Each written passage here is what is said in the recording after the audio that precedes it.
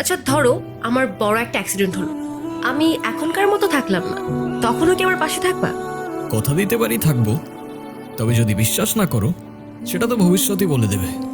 কে তোমাকে বোঝে আর কে বাহানা খোঁজে।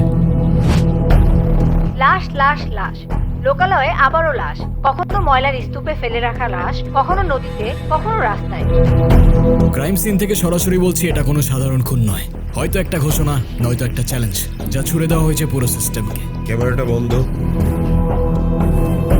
একটার পর একটা লাশ পাওয়া যাচ্ছে, আমরা জানতে চাই পুলিশ আমাদের কি বলতে চায়। আমরা খুনির খুব কাছাকাছি চলে এসেছি, কিছু পাজেল মিলাতে পারলেই আমরা এই মার্ডারের মোটিভটা জেনে যাব। কিন্তু সেটা আর কতদিন পর? সিভিলিয়ানসদের সেফটি কে দেবে?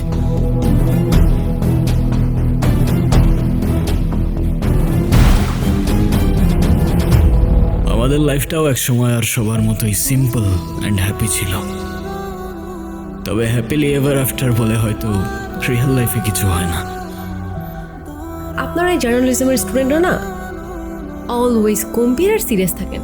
আপনাদের লাইফে কি কোনো এন্টারটেনমেন্ট নাই? হ্যাঁ আছে তো, এই যে তুমি। মেঘে ঢাকা শহর জুড়ে তোমার গান ভাসে, আমি খুঁজে ফিরি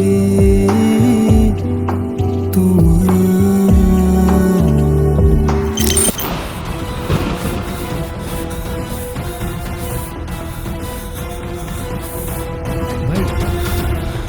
হয়েছে কি তোমার ভাই?